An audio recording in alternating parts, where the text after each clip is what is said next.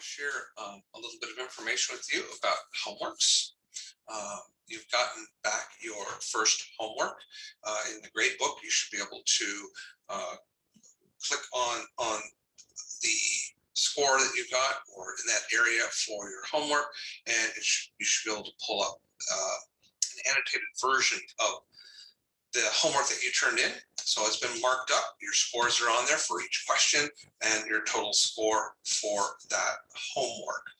So you've gotten comments in different places. You should compare your homework to your returned homework to your to the solutions for that homework assignment, and see what's missing, what's different, why you may have lost points. That will help you in future homeworks. I want to comment on one of the homework questions, just by way of helping you sort of going forward, thinking about this.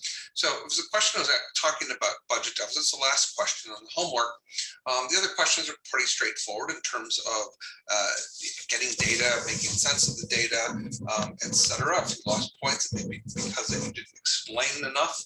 Oftentimes in this course, if students lose points on something, it's because of not being complete enough in the explanation. I'll say more about that. I'll just say a couple of things about homework too. I just took a quick glance through what people have turned in, but I'll just make a couple of comments generally and about that. So I want to look at this particular homework question that said, what happens if people are concerned that increasing budget deficits might have some negative impacts on the economy, and how can we use this uses of saving identity that's in this chapter that's been talked about?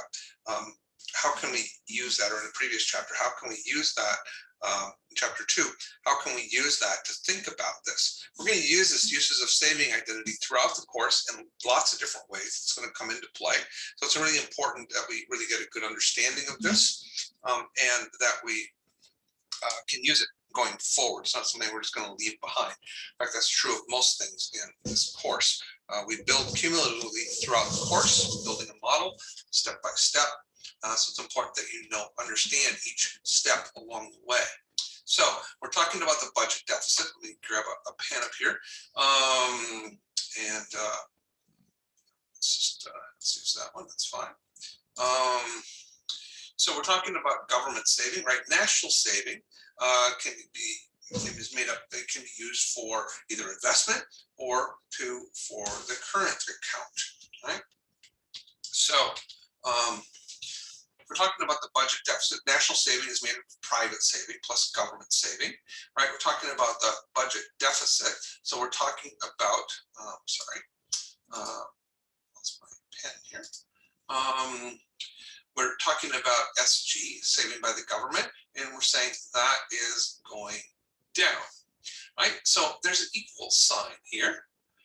So if something on the left is going down, if nothing else happens on the left, then something, one or both of these have to be going down, right? Now it could be, let's get a different color here, because just to make it clear that this is a different thing that we're looking at here, right? This is the thing that starts it out.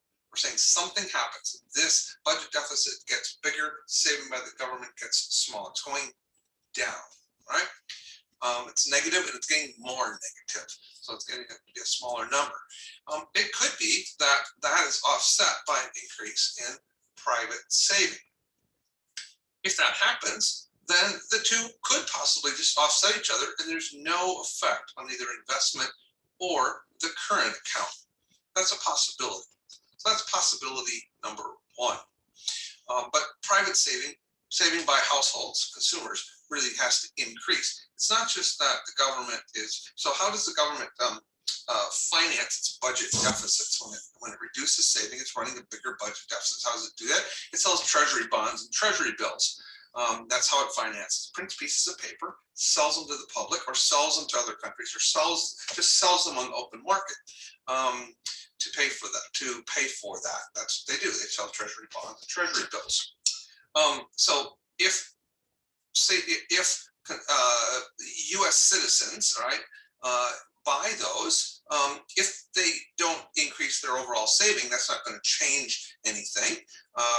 They're just, instead of having money in their bank account, they're saving it by putting money in a money market mutual fund, which is buying treasury bonds and treasury bills, let's say.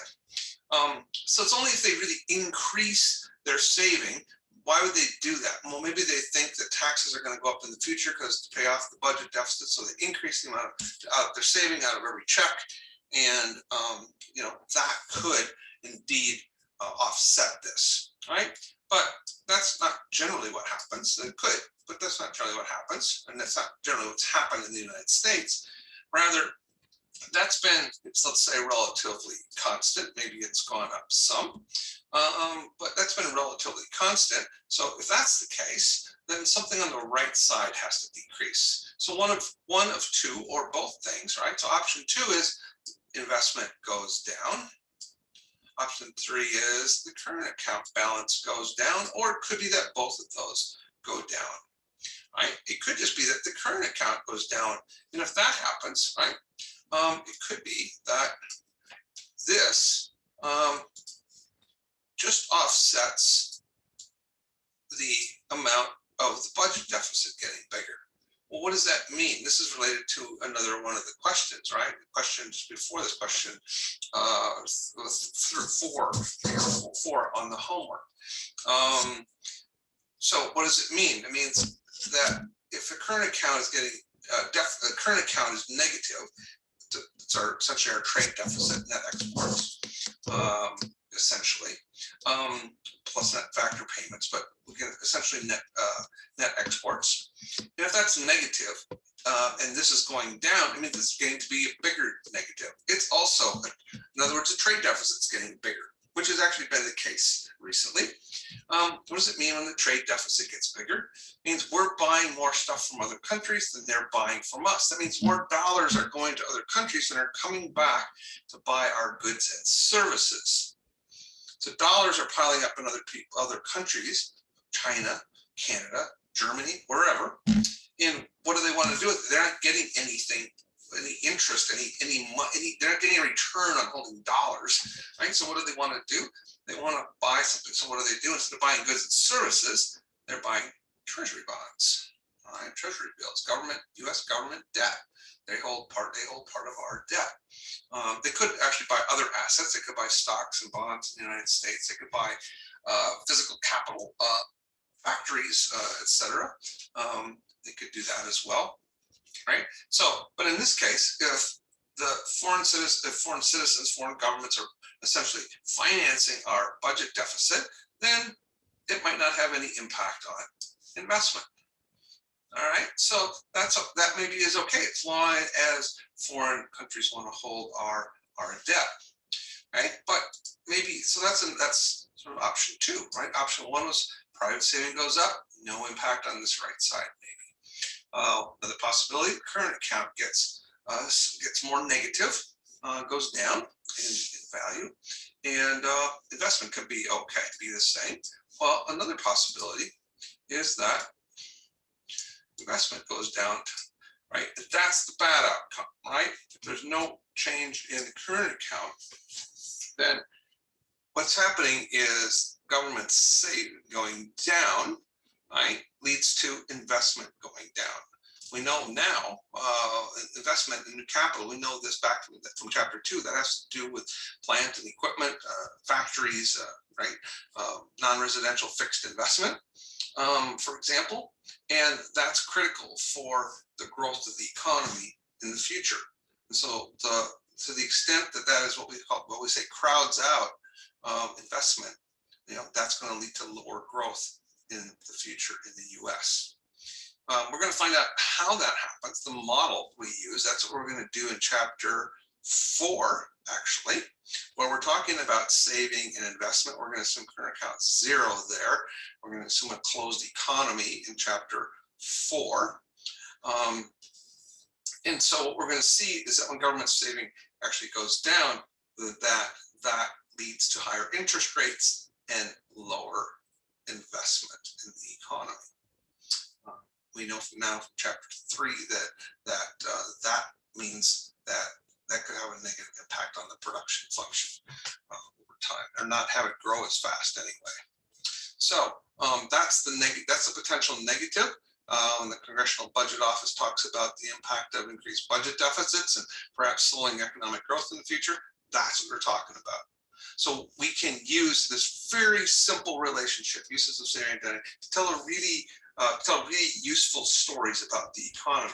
What we're going to do in the other chapters is actually develop theory to explain why this works this way. But this is a useful thing to understand, right? Because it'll help you make sure you're on the right track when you're actually doing the models and the graphs. Right? So I just wanted to go through in particular that question. So we need to be able to use the bigger point here is for the rest of the semester, we need to be able to use the models to explain the points that we're making, right? To explain the data, to explain what's in the news, to explain the arguments that we're making. And so you're going to get all sorts of homework questions and practice is what that really means. Practice in drawing curves, drawing the markets, shifting curves to see what the impacts of different things are. And so it's really critical that you get really good at that. And so you get lots of practice with that. And that happens every chapter. What we're doing in chapters 3, we have the production function and the labor market, labor demand, and labor supply. So it's important that you understand where those curves come from, what causes them to shift, right? And then when we get it all together and there is some change, then what happens in the economy? In that case, what happens to output? What happens to the real wage? What happens to employment? We use the graphs and the theory underneath those graphs to be able to explain that. In chapter 4, we're going to be doing that only with the goods market. We're going to look at what determines saving, what determines investment, putting those together to talk about the equilibrium of real interest rate, the equilibrium level of saving, the equilibrium level of investment in the economy. So everything that we do, the rest of the way in this course, right, is using our economic models to explain things, using those graphs. So you're always going to see from me, use the graphs or use the models to explain and illustrate something going on in the economy. So be sure to explain that really well. Be sure to reference your graphs. Make sure you have the graphs. Make sure you're labeling the graphs. Make sure you're really careful with that. That's the way you're going to get full credit for questions. And I'll always have the solutions. Make sure that you check your answers when you get them back against those solutions. That'll help you in the course. It'll help you get higher scores on your homework. And let me just finish off by saying it's really critical to do the homework. I know, especially I've seen not everybody's done homework number 2. That not doing homework is going to have a really bad impact, right? Because those are the kinds of questions that are going to be on the exam, right? Those homework questions. Homework is really a preparation for the exam. It's to help you understand, but it's also preparation for exams, which are going to count even more than the homework. So you get kind of a double bonus when we're doing the homework. It might seem tedious. It might seem like a lot of work. That's the only way that you really get practice and really get a good understanding. And that's going to pay off on the exam.